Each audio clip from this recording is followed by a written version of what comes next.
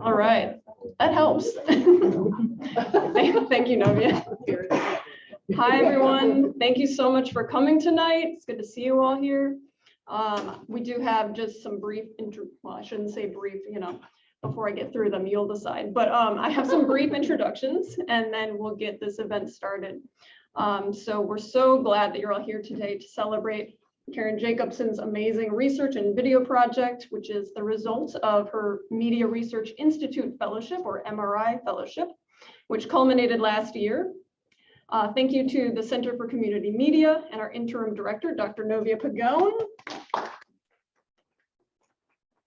Thank you to the CCM Steering Committee for their support. A huge thank you to John Z. Macaulay Davis for helping us organize and set up the event.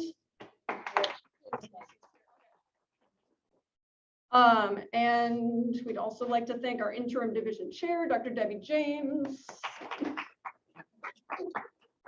and Dr. Jason Zingsheim, the Dean of the College of Arts and Sciences,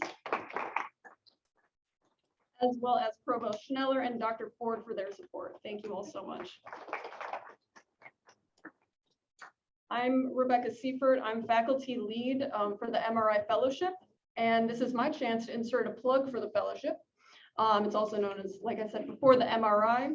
The call for proposals is actually going out imminently. So for next year's fellows, we'll be looking to support up to 2 new fellows for the 2023 to 2024 academic year.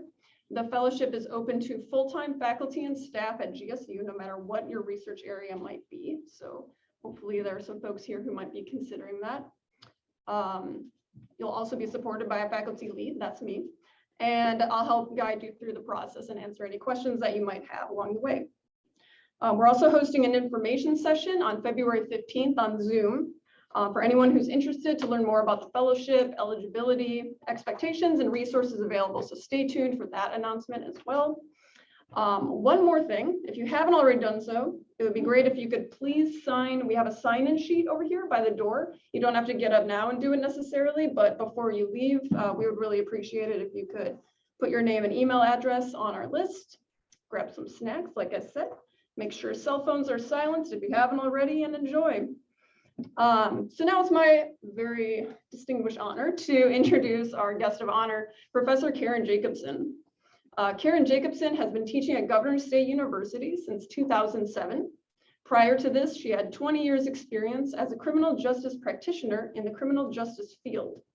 Her last position before academia was an executive director of the only non-residential re-entry program for women in Detroit, where she raised over $2 million in grants.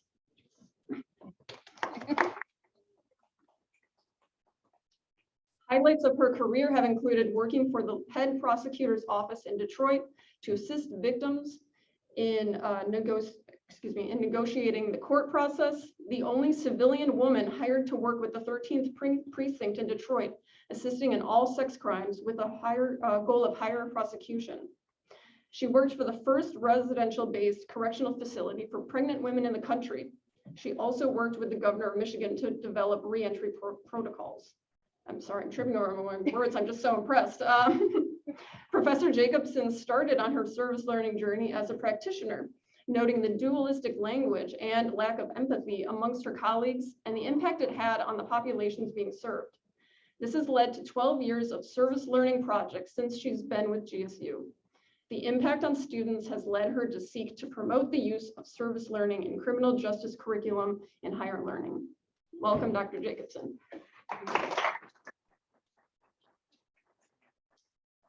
Well, I know what you're thinking. This is 2021 fellowship. It's 2023. How did that work out exactly? So I just want to tell you, because you're going to see it in the video, right when I applied for the fellowship, my husband was diagnosed with cancer.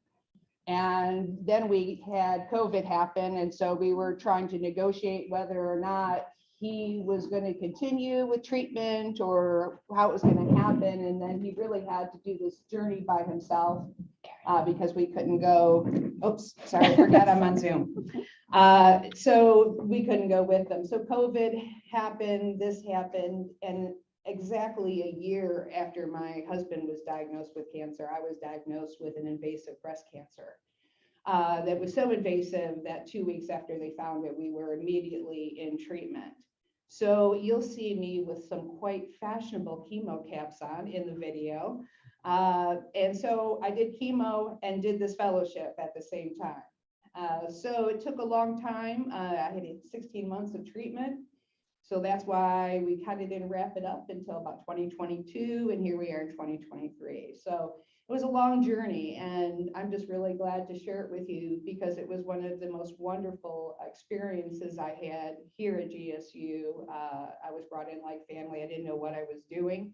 I never made a video. I had in my head what I wanted, and I couldn't really communicate it until Rue came along, and she's like, "This is what you want." I was like, "Yeah, that is what I want."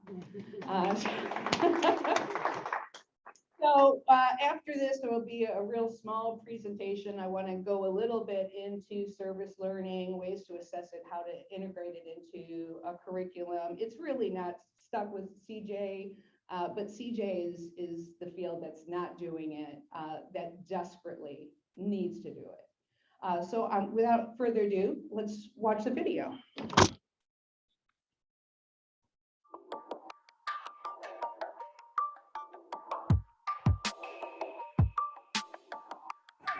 Stop hitting him! Stop hitting him! Stop! You hitting me? You hitting me? You hitting me? Another clip shows an unidentified officer pointing a gun at someone's head during an arrest and threatening to kill them. Some are saying that the officers operate as if they're in war zones, looking at many of the residents as enemies, especially when dealing with people of color. Criminal justice is a field at a turning point. While there seems to be an obvious, perhaps desperate need for change, this is an area that typically resists change of any kind. Rather, the familiar and often detrimental status quo is upheld and embraced. That could be my father, that could be my brother, that could be me. What we see is officers treating people less than human. We have seen what doesn't work time and time again. We see it play out in recent events with police, courts, and corrections, just as it has played out in previous times. It is naive and unrealistic to think change will occur organically or over time. We must compel change. Here at the Governor State University, criminal justice faculty and senior lecturer Caron Jacobson has been working on making this change happen by integrating service learning in their undergraduate and graduate curriculum for the past 10 years. The bigger context here is that we need to create social change in the criminal justice field. And one of the hindrances to that is the ability for criminal justice workers to see people who are inside the system, whether it's at a point of arrest, whether they're in the courts, or whether they're in the prisons and they've been sentenced, to see them as other, that we're fighting this battle against crime against them. And the more you can do that and separate yourself from the group that you're actually servicing, because criminal justice is a human service, and we don't see ourselves in that light. So we see ourselves more so as maintaining and controlling a population when we should be out there helping. To get students to take a look at this population and develop empathy, because that's how we understand why people do what they do. Recent neuroscience research notes empathy is a learned trait and not an emotional component of the human mind. The brain governs empathy, and if one does not use it, they lose it. There's been research that has demonstrated that criminal justice students have less empathy compared to other undergraduate students. And then in particular, when we look within criminal justice, that students that are going into law enforcement have the lowest level of empathy of criminal justice students and actually have a more punitive attitude than other criminal justice students do. If you maintain a sense of dualistic thinking, that it's us and it's them and they deserve what they get, then we continue with the draconian policies and sentences that we currently have for things and actions and behaviors that we should really be implementing preventive approaches so that we don't see these types of behaviors in our system. What is dualistic thinking? Dualism, sometimes referred to as binary thinking, is a philosophical doctrine that divides everything in the universe into opposites. With dualistic thinking, two perspectives may exist, but only one is right. So we talk a lot about those underlying perceptions, where they come from. A lot of it comes from television, a lot of it comes from media, and so that's where they get it. Because when we look at any show on TV that has to deal with criminal justice, it's always the bad guy is going away, and we're the good guys, and they're the bad guys. Again, that whole belief system simply fuels the system that we have today. To teach empathy, the only way really to do it is through a service learning project. Service learning has been used for a long time in education and psychology and in social work and in counseling, and these are all human services, but we don't apply it to criminal justice. What we do in criminal justice is we do shadowing, for example. And we send these students into this environment without teaching them about social change or ways that they can create change in the system. So it perpetuates the system as is. The way I thought to get there was through creating empathy, again, because that reduced my burnout. In my experience as a practitioner, that was something that helped me be a better professional. There are two key components to a service learning project: face-to-face interaction and critical reflection. It's been my experience over the last 10 years doing service learning projects, is that these projects are what breaks stereotypes, increases empathy, and reduces dualistic thinking in our criminal justice students. We did some things that my students weren't face-to-face with justice-involved people, and so they could keep a distance. We did some work for a radio show, we did some pen pal work, and whenever my students didn't sit down with somebody who was justice involved, they could go ahead and maintain the judgment that they had over them. But when we're face to face and we sit down with individuals who've been involved in the system and we see them as fellow human beings, it makes you step back and think whether the policies and the procedures that we currently have are really the best ones. The last service learning project that I worked on, I worked with a reentry program. I've been working with a couple reentry programs in Chicago. So we asked them to provide us with some individuals who have come out of prison who are interested in talking to criminal justice students about their experiences. What is it like to come out into a society that is dealing with a pandemic? Hey, all right. Well, how are you doing? I'm doing decent. Good to hear. Welcome home. Thanks. So I'm going to go around and have everybody introduce themselves to you. What's going on with you? I just woke up. I got a blanket wrapped around me. I am a junior at Governor State University. I'm working to finish up my criminal justice degree so I can become a law enforcement officer and move up in the ranks, become a detective maybe one day. I like y'all energy. Oh, thank you very much. By the time we're done, they're chit-chatting with the interviewee before and after, they're making jokes with them, they're so relaxed. I think that's one of the best transformations that you see in the project, and really begin to feel the importance of the topic, what they're doing, and the importance of the interaction with this population. And it just blows stereotypes out of the water. You a Cubs fan? No. Oh man, you can be a Cubs. I'm a Cubs fan. You look like a Cubs fan. Yeah. I know what Cubs fans look like. Well, yeah. It's nice. You must be a White Sox fan. Yeah. Sorry. I root for the White Sox too, though. But yeah. Well, I know, but when they verse each other, that's when it gets intense. I understand. And I know y'all going in this criminal field. Just don't let the statistics determine your judgment. One thing that's important to always maintain is a value of empathy. It'll take you a long way. That value of empathy is enough to make a difference. It can make the difference between someone feeling like there's hope or someone slipping into despair. A lot of incarcerated men and women, a lot of us just simply made mistakes. Incarceration in Illinois is not this bastion of rehabilitation. It doesn't mean that it can't be. It just means that we need good people willing to do the right things for all of the right reasons. I think the biggest changes that I see with my students, and I really got to say it's 100% of the time, I don't have a student who goes through a service learning project and comes out the other side feeling exactly how they did when they started. They're surprised that they're just like you and me. And so they start to realize what they want to do as a profession, where they want to kind of anchor themselves. And the service learning project paves that pathway.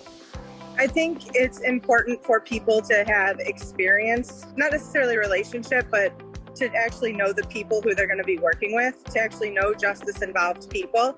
Because prior to this, I didn't know anybody who was justice involved outside of my own family. And so I know, especially for a lot of people who are going into law enforcement, they may not have a lot of people in their lives that got caught up in prison or in probation or somehow under correctional control. And so I think it's really important to know and to humanize the people that are in the system. They really wanted us to understand how life was like upon release and what was being given to them and what tools that they had upon release. It made me look at how the criminal justice system fails a lot of individuals upon release. We get the first one-on-one conversations with these reentry citizens. What's really important for an educational tool like that is it gives future criminal justice pursuers the correct insight on what these people deal with. Sitting down and learning from a textbook, you learn the information, but you don't get to feel like the empathy people have. Like, you can read their stories, but you don't hear it from them first-handedly. And it's just something you can't learn in a textbook. It would definitely change, especially people that's in criminal justice. Their mindsets for if they want to go in corrections, if they want to go in law enforcement or be paroled, that, hey, you guys are human. Teach them that, people are being mistreated by other folks. You don't have to follow suit. If I knew these things when I first started law enforcement, it would probably change my outlook on how I treated some people. Hopefully doing this opens other people's eyes to the fact that they can shape policy and that they can make change. And not just me, but doing it as a whole service learning project and bringing more people in. Maybe they feel as though they can actually make a change. Because now I feel like maybe I can make a change going into forensic psychology. Maybe I can, be a policymaker. Maybe one of my research in psychology helps shape policy in the future. And that's something that I never ever thought would happen. It is my hope that by having service learning projects inherently in the curriculum in criminal justice programs around the country, that we can create the foundation for social change within the system with this next generation of students going into the field. I'll walk with you. All right. I can't tell you how much I want you to stop doing those drugs, man.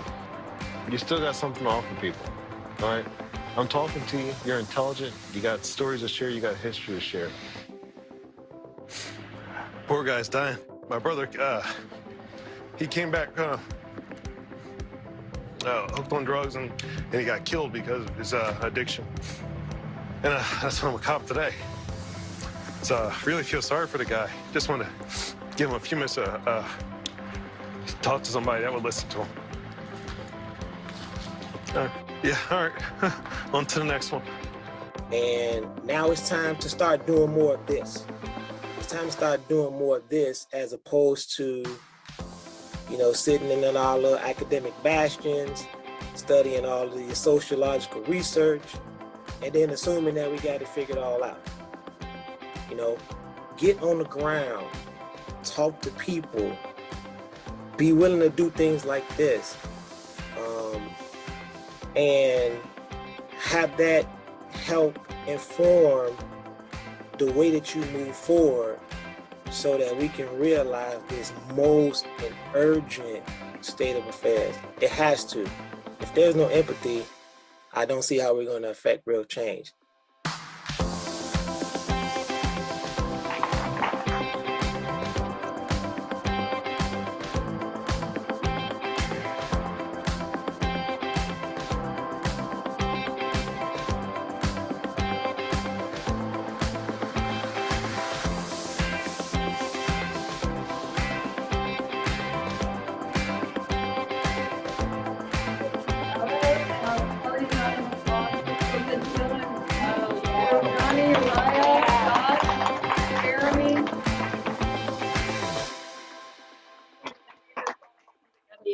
Yeah, and it's amazing. I never would have thought when we started this journey that we would have gotten there. I do have a couple notes and things I wanted to talk about, but I think with things that have happened recently, that maybe we should open up the floor and just have open dialogue about what you think about service learning, your thoughts on service learning and criminal justice. And I think many of us are exhausted. I know I am. I've been in the field for 30 years. I'm tired. I'm really tired trying to figure out how to blast some change. And this is my small piece of the pie. So I would like to open the floor to questions, and so let's get some dialogue going. Well, I would just like to say, I think the service learning project is an excellent start to begin with, to find out on the ground level, like what's going on and what can be done instead of in the textbook, getting out there, talking to the people and finding out their needs. So I applaud you on your work that you're doing. Thank you. And as more students enter the criminal justice system here at Governor State and take the service learning project, it just broadens the field of more people having the empathy when they go into this type of work. And hopefully it'll make a change and prevent some of the things that we see now going on throughout the police departments today. In my time in the field, I think, you know, especially when I worked with the governor and we had all the people who were doing re-entry around the state of Michigan in this room, and the dialogue continually was them. And right from the beginning, that was upsetting to me, because we're not, it's us. And if we think of the word just us, it's justice, right? So it includes everybody. So, and then also a lot of things that I've learned, not just dualistic thinking, but there's just a complete lack of empathy, I had a person who worked with me that would spray Lysol after meetings with her clients, and other behaviors that I could go into here for easily hours and hours and tell you the just inhumane treatment that I witnessed and stood up for while I was in the field, which is difficult when you have an executive director talking to another one. Normally they don't want to hear what you have to say. They know what they're doing, right? We don't know what we're doing if we haven't been there. My first academic conference, I remember going in and there were these 4 older white men up talking about prisons, the state of prisons, trying to discuss prison environment, et cetera. And I stood up and I said, have any of you been in a prison? And they said, what's your name? And I said, it's Miss Jacobson. And they're like, that's not relevant, right? So it's important for people to be there. I've been a prisoner rights advocate for 25 years. I dedicate my free time to that because as a citizen, I want to be able to make a difference on that angle. Plus, I want to walk the walk and talk the talk, right? So service learning projects, I think the most important thing is that face-to-face interaction. Like I noted in the video, if you are not face-to-face, then they can continue to keep you at bay, right? And the biggest thing to me is the one where they were talking and chatting about the Cubs versus White Sox. That guy was so scared to do the service learning project, just shaking in his boots. He wants to be a law enforcement officer. He's a very quiet guy. And then when they broke out in this discussion, you can see he's shy and he was a little awkward, but he chilled out. And those two, I think, are still talking. So friendships get made because we don't just talk business. We talk for a while about we just chit chat. And that is just the huge transformation between students. They're scared to talk to a population that they're Zooming to talk to, and they're scared, right? So that fear, we know what fear does, right? Fear means, ooh, I really need to get in and control. I really need to get in there and control this person, this situation with with my authority, as opposed to having a conversation, trying to understand where people are coming from. There's not a lot of that discussion. When you look at empathy in the field, we have a lot of articles, tons of research on, we need to have offenders, we need to install empathy in offenders, lots of conversation. We'll stop crime if we install empathy in offenders, but there's not one article about installing empathy in criminal justice workers. And what a better way to understand criminal behavior, the roots of it. There's also a resistance by students to want to see systemic racism, structural blockage, and opportunities. It's very much, if you work hard, you'll get where you need to be. One of my reflection journals that I do is I ask students to describe if they've ever been pulled over by police. And if they have been pulled over by police, why? What happened? And I'll tell you, it's black and white. My white students will say, well, I don't get pulled over because I obey the law. Right? You see how right? And that's what my students of color do. They go, and it installs some fantastic conversation. So these white students aren't even thinking about what a person of color goes through with the police at all, and they're going to be police officers. So it's a real what moment, and it's simple. It's just simple dialogue. It's causing them to reflect. Why aren't you in trouble? Why haven't you been stopped by the police? Why not? It's not the law. Okay, if you ask anybody in this room, they'll go, I followed the law and I still got stopped. It has nothing to do with it. So reflection is extremely important. I wouldn't put my students in a service learning project and then we just walk away and that's it. So we do a lot of reflection in journals. They also do a reflective talk and a paper at the end so they can consider everything that they've learned. And that's when it goes into long-term memory. That's when it shifts into behavior. We've done this, we've done every time face-to-face. We did one in December. Our service learning project was creating a holiday bazaar for people who have come out of prison and can't afford gifts for their family. So we get all the gifts, we help them wrap them. My students, meet them at the door. How many kids do you have? What do you need? Tell me about your children. And then we break bread with them and we have dinner. And we do that every Christmas. And, it's a big relapse time for people who have drug abuse issues. It's also a big relapse time for criminal behavior because you can't afford gifts. And there's a shame there because you've supported me while I was doing time. And now I'm out and I have no way to kind of demonstrate that love back to you. So it's a wonderful thing that we do during the holidays. Yes. Yeah. I'm a social work student, and some of my peers said they would have difficulty working with sex offenders. Where would empathy or sympathy fit in, if at all, with sex offenders? Yeah, so, sex offenders is always the one brought up because that's kind of like an outlier for a lot of people. look, with anybody who commits any kind of crime, there's reasons for behavior. A lot of people who commit sex offenses have serious, long histories of being abused themselves. They're reenacting what they've gone through. You need to have empathy for anybody that you're working with, whether you don't have to have sympathy towards that person. You know, there's a big difference between empathy and sympathy. Sympathy, I feel sorry for you. I'm sorry you're here. Empathy doesn't mean you feel sorry. It doesn't mean you agree with what they did. It means that you see the humanity in them, right?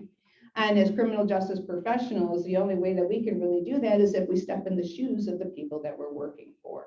If we can understand impoverished areas and the impact that might have on behavior, if we don't understand the disparity in all our institutional structures, then we can't have empathy because we blame the individual. Let me tell you, we don't not just blame the person, but when they come out of prison, we put all of the burden on them to turn their life around and we give them nothing, right? Prison is nothing like the free world. And so it changes behavior, it changes their empathy, it changes the way that they see the world. And then we say, well, come on, go free. Here's a bus ticket, 20 bucks, turn your life around. Well, nothing's changed out here in our America, has it?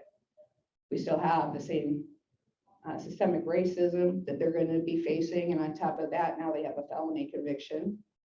And here at GSU, you know, we do ask if you have a felony on your record in order to come to GSU, right?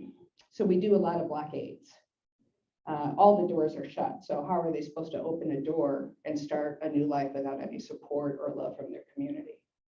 And that's my hope, is through service learning projects, is to develop a really deep understanding, a humane understanding of behavior, and stop using prisons for every single form of punishment that we can think of. We overuse it, we're addicted to it in this country.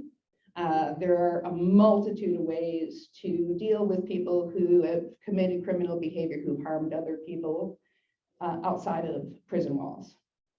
And so that's something else that we need to start thinking about. Far less use of incarceration. Other questions for me? I got a comment. Yeah. Everybody. Nice to meet you. I was just talking to somebody earlier. We were talking about how it's good and bad to everybody. Everyone knows that.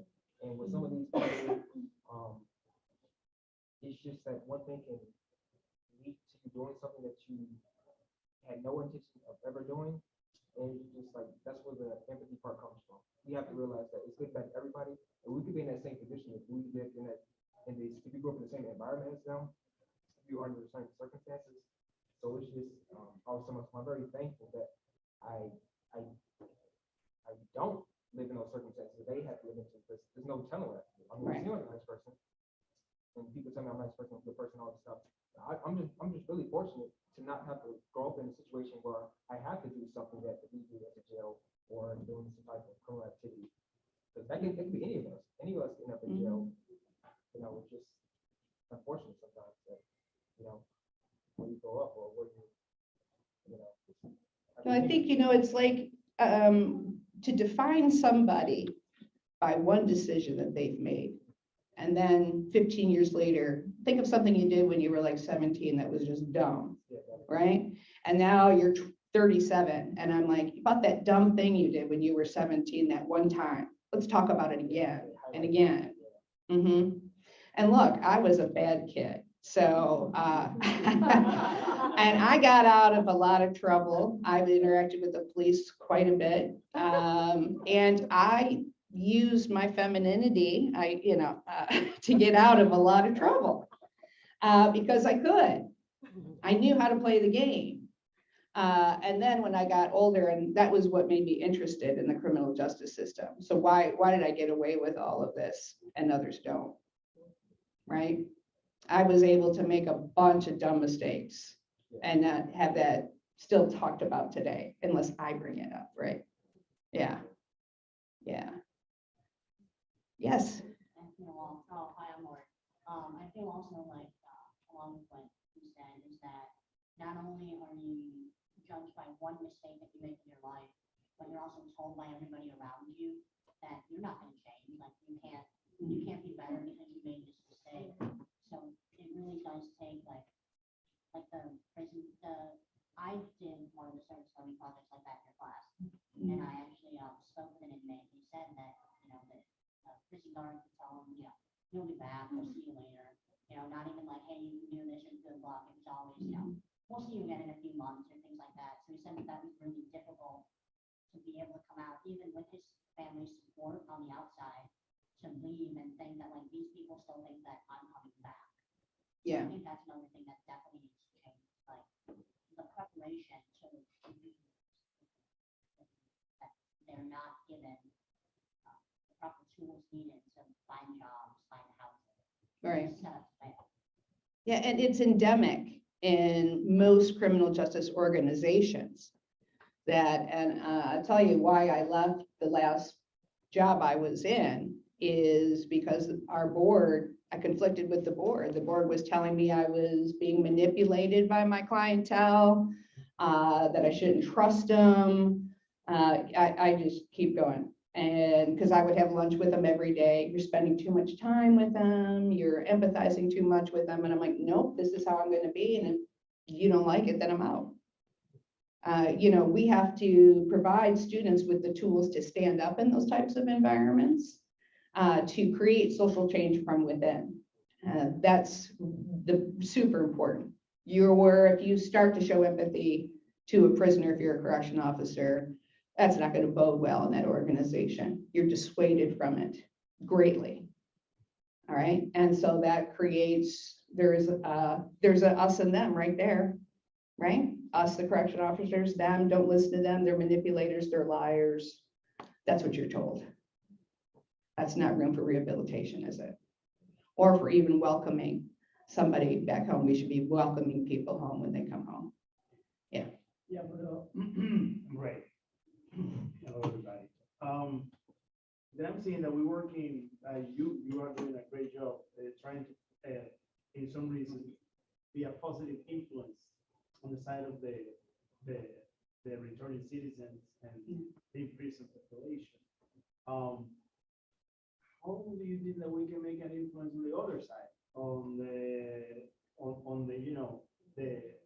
institutions, the people that run these institutions, the authorities that run these institutions? Because I think that there is effort, and maybe hopefully more people like you doing that on one side. But what is happening on the other side? Because it's a mindset. They are saying that this population is failed already, and that we're gonna see you again. And even if you are not in prison, you are a very good candidate. They already, if you're outside, right? And you're a very good candidate to go inside the prison. How can we teach that to the people that is now running those institutions that we need to empathize? That's a hard call, because part of me wants to say to you, we can't, they're so entrenched. And that we really need to look at the next generation who are coming through GSU, and hopefully, if I have my way, we'll be doing service learning in all curriculum. And we create a next generation to do it. You do need to fight from the inside out, for sure. I mean, if you want to make social change, you have to get into the mindsets. I did do an empathy training with police. I was asked to do one. And I think the big difference was they thought I was going to be like, everybody, group hug, let's all sing Kumbaya together and have some love, right? And that's definitely not what I was there about. And then when the conversations pursued, it was great. LeVar, who was one of my students, takes the teachings he got from class and he implemented them in his police department. So these students going out and making the change, I feel like that's how it's going to have to roll. People who been in the field a very long time, or I want to say just, indoctrinated into it and are brainwashed into that way of thinking. And it's uncomfortable for them to go outside of that mindset. Because as soon as I open my mind to the fact that everybody in the prison, for example, that's all locked in cages, that they're actual human beings, That's a difficult quandary, isn't it? So I got to go to work every day and see people in cages. How do I compromise that in my mind? Well, they must have deserved it. Yeah, so it's difficult, but I feel this next generation that's now in school and the things that they've been doing to promote social change, there's a lot of hope there. Yes. Karen, I just want to say, Phyllis, I just want to thank you for all the years of dedication that you've done in the name of mass incarceration, criminal justice. Thank you. We just needed more. Miss you, haven't seen you in a while. You've always been on the front line, and it's just mad respect for promoting service learning, even at a deeper level, that we can infuse it. Many of our colleagues, I'm looking at Jared and all the amazing work that's done in CAS. So thank you for being a voice for the voice.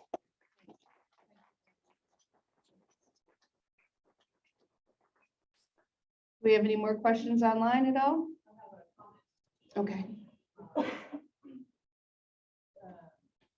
The institutions are about their money. We have to change the tops to change the bottoms. Find funders who are experienced with justice, impacting individuals. So the policies are changed. Healing is in community. We have to start standing up for incarcerated. I think a lot of people, one thing I found very interesting is people who don't live in communities where mass incarceration has struck heavily don't see the impact it has on all of us. It is a ripple effect, and it impacts me, it impacts everybody. And so we can't keep separating ourselves. Again, that's dualistic thinking. It happens to them, not to us. So as soon as you keep saying it's happening to us, it's happening to us, right? We are in some mad need for change, crazy need for change. So one thing all of you can do is watch your speech patterns when you're talking about, like, I love that when people talk about the government, they say us and them. I'm like, who's they? Who's they exactly? Did you vote? Did you have a say in who the person is that's representing you? Watch your language and stop for a minute and always have empathy.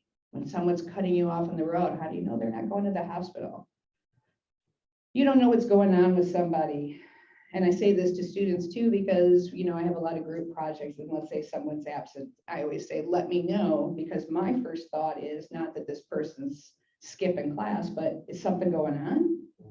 You need some help, right? That should be your first thought. Don't go to the judgment.